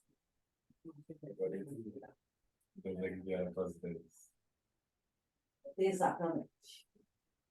Por quê? Né? O Daniel vai trabalhar com esse core, com músculos muito pequenos, cheios de fusos musculares e muito superficiais. Tem uma série de coisas com vibração de corpo inteiro, tem uma série de pesquisas com vibração de pé, e a gente sabe que existe uma modificação do comportamento. Ali está começando também. Então, tu vai ter uma queda da taxa de disparo, durante a contração voluntária, tu vai ter uma queda da atividade do fuso durante o alongamento desse músculo parental. Tá? Então, durante uma contração isométrica, né, o cara consegue fazer uma ativação fusomotora para realçar os fusos, mas eles aumentam a variabilidade de descarga após a aplicação da vibração. Aumentam a resposta estática ao alongamento e reduzem a pausa na descarga. Ou seja, a vibração provoca uma alteração do comportamento fusomotor e do comportamento do A e 2.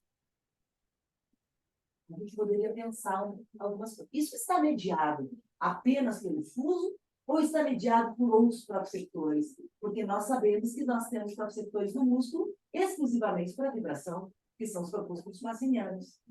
Será que essa modificação do comportamento dos fusos se dá por outros proprioceptores, como os receptores vibratórios? Ou será que o próprio fuso tem capacidade de, tanto o motor quanto o A e 2, a responder à vibração? Eu não sei, precisaria ler mais uns 20, 30 papers para poder dar essa resposta. Se é que, então, o que a gente tem aqui é respostas instigantes sobre a base do efeito vibratório. Quantas pesquisas vocês já leram sobre vibração? Eu já li tantas. Vibração de corpo inteiro, plataforma vibratória. Eu lembro isso. Então, qual é o fundamento fisiológico para o efeito de melhora do Parkinson com uma plataforma vibratória, para analgesia para o paciente que tem dor? A gente usa muitas técnicas, não só a massagem vibratória, mas, por exemplo, oscilar no segmento, decortar e oscilar no segmento, uma vibração, né, com uma frequência mais alta. Mas os fusos... É esse tipo de vibração ou, tipo assim, na marcha, num gesto esportivo, você também tá, essa vibração está presente? Aqui é vibração artificial. Uso de artificial. Vibração externa, tá? Estímulo vibratório. Tá. E essa é a nossa grande dificuldade, né? A gente não consegue monitorar os fusos. Por isso que eu tinha que ler aquele de 2017 lá para ver o que rola. Então, vamos lá. O esforço voluntário ativa diferentes gamas dinâmicos. Tá? Estou fazendo exercício, estou malhando, estou fazendo... Eu vou aumentar a ação referente gama dinâmico. Onde é que estão os referentes gama dinâmico? PEG 2 e cadeia. Tá? Então, vamos lá. Os referentes beta são ativados também na contração voluntária. Por quê? Será que são os referentes beta que garantem a coativação extrafusal e intrafusal? Ou será que depende da ativação gama-alfa? Ó a pergunta. Será que simplesmente ativando beta. Quando eu quero por exemplo, eu falei para vocês, eu estou numa situação aqui, estou numa queda de braço, tá? O meu bíceps está curto, já está inflado. Eu não tenho uma boa sinalização de fuso para dizer, vem aqui e me excita. Mas eu tenho uma queda de braço, eu tenho que vencer. Então, eu tenho um estímulo cortical para, vai lá, recruta unidade motora e vamos lá. Como eu preciso produzir muita força, o meu sistema tem que coativar fuso e extrafusal. Por que ele tem que ativar? Porque a ação do fuso sensibiliza a aferente e dá alça reflexa para facilitar o recrutamento de unidades motoras. Via medular, mesmo que o córtex segue, a medula vai garantir a contração. Então, toda vez que tu tem uma situação, e mesmo que a mecânica do músculo não esteja te ajudando, mas que tu precisa produzir força, tu precisa ativar os fluxos motores intra e os extra. Aí a pergunta é, só os beta dão conta disso?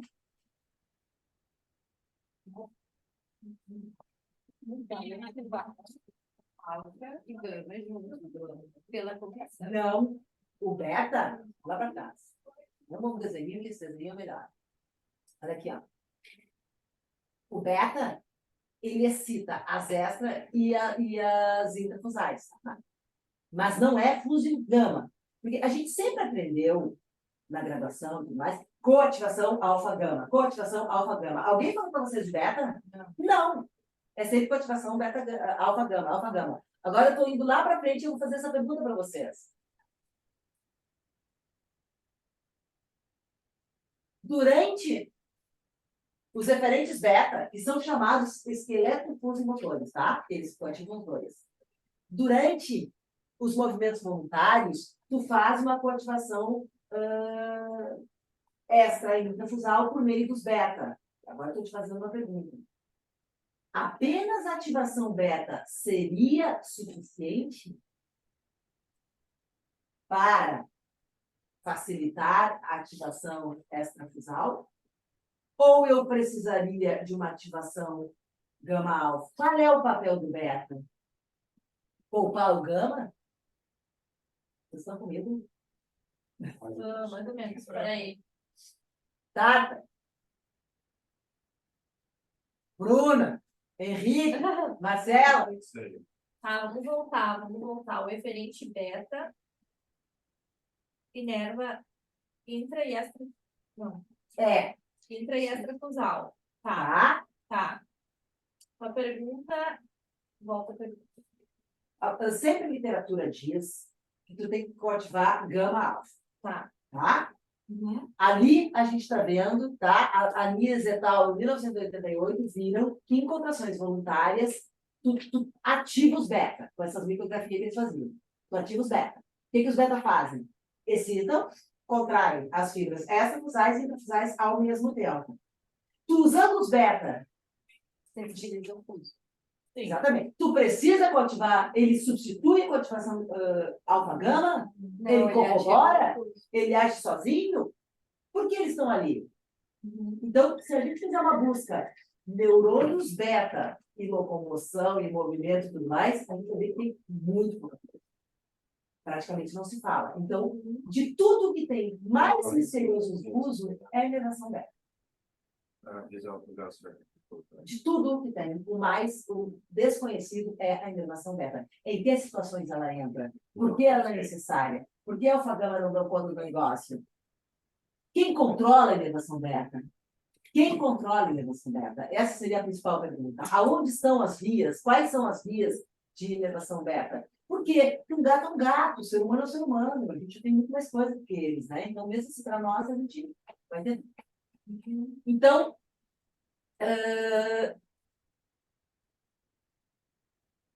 estimulação transcraniana ativa fluxo.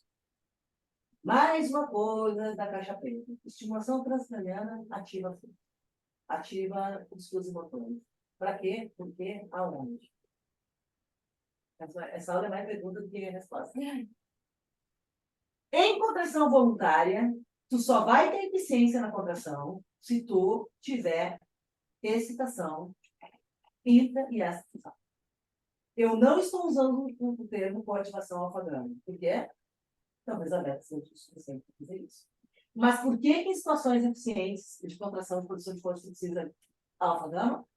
Então, tu precisa fibra essa, porque toda vez que tu contrai uma fibra intrafusal, tu facilita a ação dos aferentes e tu corrobora com o recrutamento de atividades motoras via medular. Tu facilita, tu libera o córtex cutâneo, tu facilita. Isso é facilitar uma contração. Então, quando o Hermann Kabat inventou o estiramento prévio, ele fez isso. Ele disse, não te preocupa com o teu cérebro, eu te dou um estímulo extra que eu faço o teu sistema facilitar por si só, e o teu córtex só vai ajudar se quiser. Vai ajudar, né? Então, talvez a gente fosse excêntrica. Excêntrica. Excêntrica. É muito mais plausível que tu tenha uma excitação maior, difuso, numa excêntrica que numa concêntrica. Numa concêntrica, tu é obrigado a usar um fusimotor. Numa excêntrica, tu não precisa usar um fusimotor, porque o próprio alongamento do músculo já corrobora ou já contribui para a alça reflexa. O atraso, tá? Sempre saber que tu tem um atraso no gama ali. E em condições passivas, os fusos são maravilhosos para ascenso de posição. Tá? Vai fazer uma pesquisa com o Marco Vaz lá, fazer uma pesquisa com o senso de posição articular, saiba que o fuso é maravilhoso, mas ele só age uniaxialmente. Ele não é dimensional. Então, por exemplo, eu vou fazer um movimento aqui, o circulatório, vou alongar, eu vou ter fuso para ver essa diagonal, vou ter fuso para ver essa aqui, esse aqui, esse aqui. Eles só agem num eixo. Eles só são responsivos a uma linha de estiramento. Mas eles são fidelíssimos em velocidade de comportamento, de alongamento e em posição. Então, eles são... Achava-se por muito tempo que os proprioceptores articulares eram os principais para a ação de posição articular. Hoje se acredita que os principais proprioceptores para a ação de posição articular são os fusos musculares.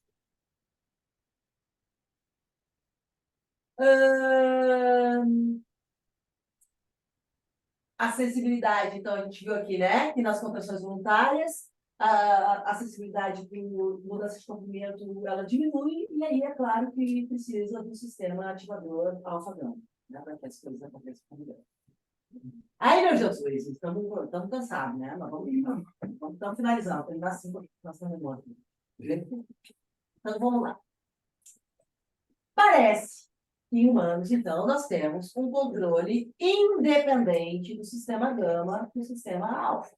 Vias diferentes, controles diferentes. A gente sabe da formação reticular, da região bulbo-contínua. Mas olha essa pesquisa do Ackerley e colaboradores em 2017. Quando tu mobiliza um tornozelo, ouvindo uma música que emocionalmente te afeta, a sensibilidade do fuso é maior que quando tu ouve uma música que não te afeta. Para quê? Eles fazem isso. A gente já não entende nada. Por quê? Tu gostar de uma música aumenta a sensibilidade do teu fuso por um alongamento. Cadê o cartesiano aí? Porque tu ser indiferente ou não gostar de uma música não aumenta a sensibilidade do fuso. Quem media isso? Aonde está isso? Vamos ter que alguém apresente esse artigo, pelo amor de Deus. Tu que está aí nas emoções. Então, a TV e colaboradores em 2017 viram que existe uma diferença de emoção e sensibilidade dos fusos. Também viram que tem... agora eu vou viajar, tá? Não sei se viaja um pouco. Presença de inervação simpática, tá? Se tem inervação simpática, tem participação do sistema autonômico. Tudo bem, a gente entende, sistema autonômico, aumenta o fuso, né? Estou em estresse, baixa atividade crônica, estou em relaxamento. Então, a gente sabe que o sistema simpático e parasimpático estão muito ligados ao pontos. Mas aí tem a presença de um neuropeptídeo, o neuropeptídeo Y. O neuropeptídeo Y, ele é um neuromodulador, mas ele também participa do metabolismo de gordura. Agora, os músculos mais dotados de impulsos musculares são os mais acometidos de mioesteatose. Os músculos com mais quantidade de fluidos musculares são os mais comprometidos com o iostatóxico, tá? Que é a lipossubstituição. O neuropeptídeo Y é um neuromodulador que sinaliza depósito de gordura. Agora, eu tenho uma pergunta. A gente sabe que pacientes lombálgicos, olha, vou ser presa, ainda bem que o professor escolar aqui, ainda bem que só tá o Tarta aqui, o Tarta me conhece. Então, assim, pacientes lombálgicos e pacientes com inflamação crônica em articulações facetárias têm lipossubstituição, principalmente no músculo espinhal, tá? Embora muitos falam que são os glúteos, principalmente o espinhal, que é o colado na coluna, bem pertinho das articulações facetárias. Então, esses músculos são riquíssimos em fluidos musculares. E acontece uma atrofia, né? Simplesmente fagocita as fibras, as actinias e os filamentos, e tu fica cheio de depósito de gordura. O mecanismo que media isso é desconhecido. Mas como o neuropeptídeo Y é o neuropeptídeo que sinaliza depósito de gordura, eu me permito viajar que ele possa estar envolvido com esse tipo de mecanismo. Agora, como a dor está nessa história, esse fuso vai desligar, o que vai acontecer com ele? Ele vai inibir, até alguma via descendente que a dor provoque inibição desse fuso, porque essa musculatura morre se ela é antiplaquetária. Mas a dor não parece alterar os disparos dos fusos em humanos. Mas a gente sabe que pessoas que têm dor crônica têm mais de substituição. E aí, é um controle independente, porque sinaliza esse controle dos neurônios fusos motores humanos. Então, assim, a gente tem muita resposta de neurônio difuso muscular em gato, em animais, em sapo, em rã, e a gente tem pouca coisa em humanos. O que seria muito legal para o nosso grupo, para a gente aqui que trabalha com locomoção, se a gente tivesse algum indício de participação desses fusos na locomoção, sabendo que, por exemplo, idosos ficam com os fusos mais densos, mais congestos e menos complacentes, quais serão os danos, né, desses fusos musculares, como eles repercutem na locomoção, no tônus, no movimento, no envelhecimento. E aí, para as próximas, eu ia trazer alguma coisa de pesquisa em fuso e patologia, né, em Parkinson, vacinade e tal, conforme o que o Tatinha fosse trazer. Eu ia pensar em falar em CPG, em controle da locomoção, equilíbrio, e também a participação, as teorias da espacidade, das condições de pontos, foi de interesse de você.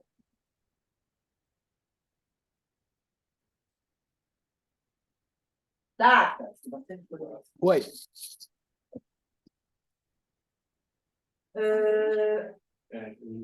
O fuso muscular parece ter um papel importantíssimo no controle motor de algumas tarefas dinâmicas. A principal tarefa dinâmica em que o fuso parece estar envolvido é a locomoção. O voo em aves, o nado em bichos aquáticos e a marcha em animais terrestres. Essas doenças que o paciente tem ausência ou alteração na morfologia do tônus do fuso, ela impacta diretamente a sensibilidade sinestésica, o tônus e a locomoção. Então, a gente especula aqui que o fuso realmente tem muitos papéis. Então, a minha pergunta é: como acreditar que o tônus é apenas o tumor do tecido, tendo toda essa maquinaria complexa de controle motor dos fluidos musculares? Talvez a pergunta que eu fizesse para qualquer pesquisador que dissesse que tônus não existe por conta do silêncio eletromiográfico que as pesquisas demonstram, seria muito simples. Então, por que eu desmaio, caio, por que eu durmo e espero? Por que eu não fico de pé enquanto eu durmo? Por que minha cabeça não fica de pé enquanto eu estou dormindo? Por que eu trabalho de pé enquanto eu estou dormindo? Algumas pessoas também são capazes de dormir de pé. Algumas pessoas são capazes de dormir de pé. Sabe disso? No quartel eu tive umas experiências assim. Exatamente. E tive uma experiência caminhando, que a gente se falava que em algum grau, quando no primeiro campo, que era para tirar o verniz, a gente começava a caminhar e tal, era quinta-noite, que dormia 1 hora, pouco assim, e a gente tinha uma sensação que caminhava e desligava, assim, a cabeça descansava num outro grau, né? E a gente e os caras faziam um teste com a gente, que era comum, e parece que era comum cair, né? Que a gente estava virado tão em zumbi, que no meio da trilha, o sargento estava escondido, ele entrava no meio da fila e se deslocava para um outro lado, e a trilha, e a metade da equipe ia para o outro lado sem perceber que estava indo para o lado errado, assim, enquanto a tropa estava indo para um lado, a outra estava indo para o outro, e ninguém notava. E a gente tinha essa sensação, né? Era muito forte. Tá. Eu hoje, por exemplo, sou capaz de dormir de pé. Sou capaz de dormir de pé.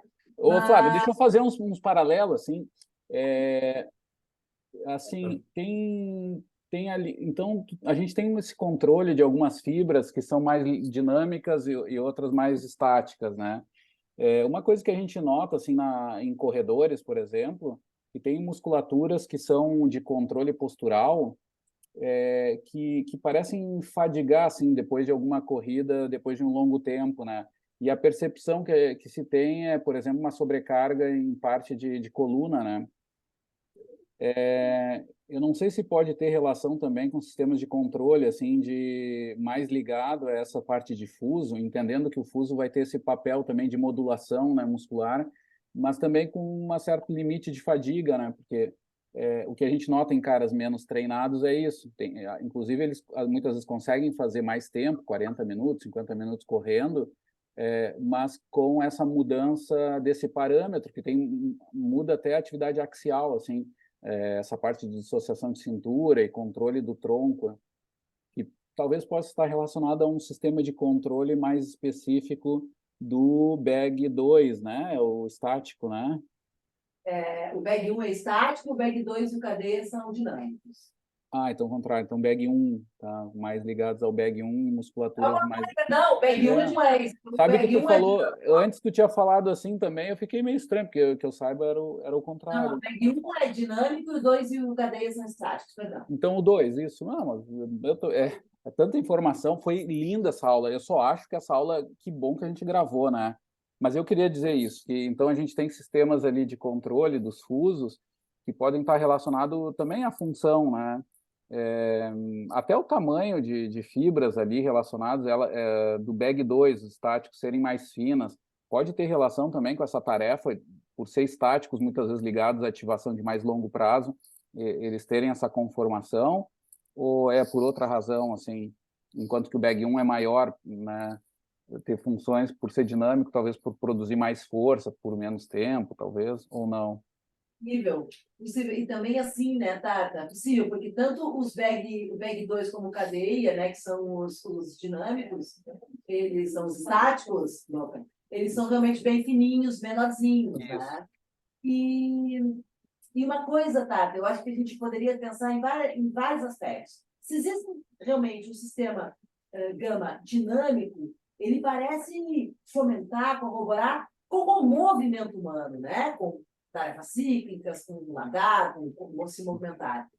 E o sistema gama estático, ele muito provavelmente está ligado com essa ação antigravitária. Então, o cara que corre, ele tem que ter essas duas atividades simultâneas. Ele tem um sistema axial que o mantém ereto e um sistema fásico que fica ali orquestrando toda hora. Então, provavelmente, ele vai estar com grande parte dos neurônios gama estáticos funcionando nos músculos axiais e os músculos de membros com os neurônios gama dinâmicos. Mas aí, por exemplo, uma fadiga de um músculo extrafusal é mediada por muitas possibilidades, né? Fadiga na placa motora, excesso de ácido lático, a gente tem um monte de possibilidades. No caso da fibra intrafusal, as pesquisas de fadiga são muito fracas, né? Então, são fibras muito pequenas, qual é a capacidade desse axônio, como é que acontece a depressão do ATP, ou a falta de acetilcolina, o que acontece com essas... Tem acidose lática, como é que esses capilares funcionam, as rotas metabólicas. Olha só tudo que falta. Sim, sim, é uma cascata de comandos e não dá para ser... Ali é um ponto, tu está falando um sistema de controle que está ligado a uma tarefa, né? E esse fato, é o fato, né?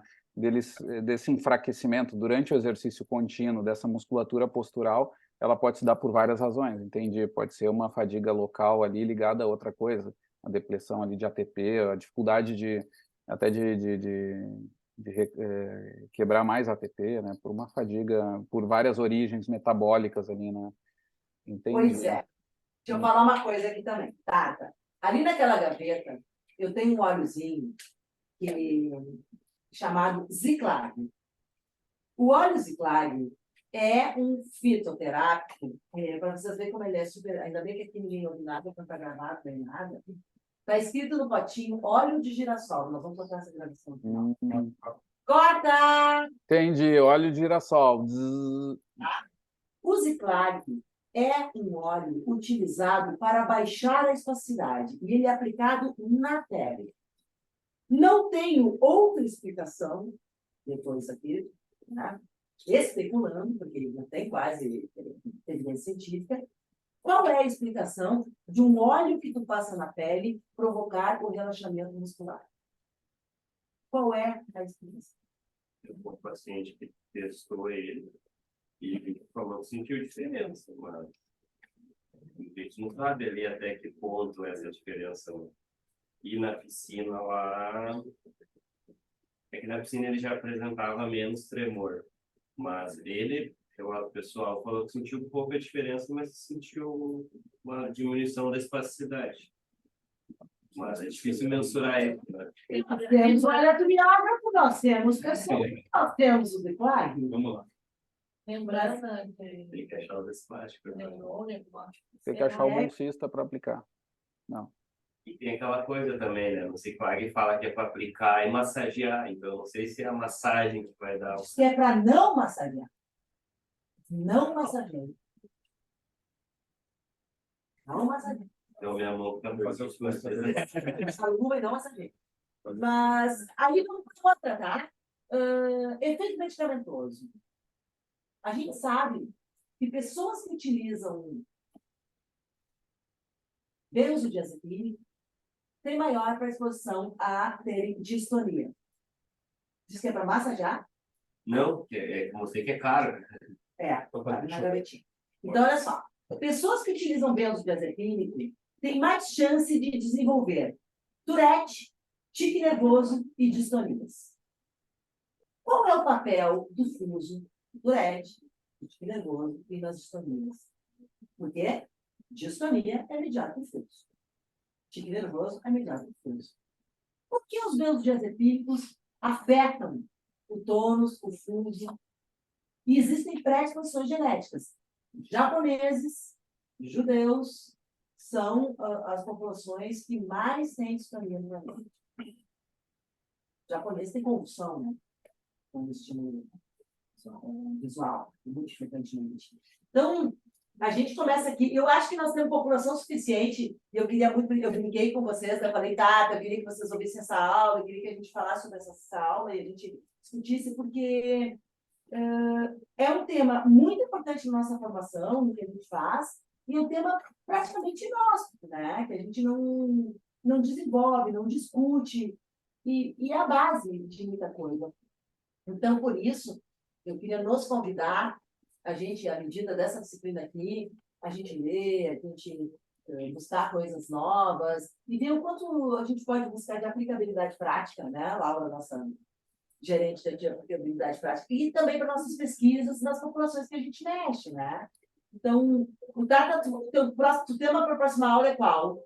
Eu quero falar do artigo de Parkinson, PC, AVC e fuso. Não, acho que vale a pena a gente ficar Vamos até fazer livre, Flávio. Vamos fazer a tua próxima aula com esse assunto para a gente tentar dar sequência, até porque é um desafio, né? Essa quantidade de informação. Acho que para todos eu vou ter que assistir tua aula algumas vezes até a próxima semana. E seria legal de ver essas aplicações, assim, mas, de novo, revisando bem toda essa divisão, toda essa informação ali que tu deu, que é super denso, eu achei maravilhosa a aula. Só que realmente, né, o tempo para aprender tudo precisa. Só que eu acho que vale a pena a gente dar essa sequência para amalgamar, porque depois vai vir o conteúdo de bioenergética ali, que já é um outro assunto, assim, né? E eu acho que para dar esse tempo de amalgamar vale a pena manter. Então, próxima aula, eu vou compartilhar com vocês alguns artigos no grupo, o arquivo, e a gente vai falar, então, sobre locomoção, e alterações de tônus e fluxo muscular, tá? Quem achar coisa, quem especular, quem ganha, vem, que nós vamos, pelo menos... Cartinha! Bru, melhoras! Celinha, aí que já foi. Um beijo. Tchau. Deus, viu? Fica Tchau, bem. Gente, Obrigada. parabéns, Nossa. Flávia. Maravilhosa aula. 10. Adorei. Valeu, gente. Obrigada. Descanso. Valeu.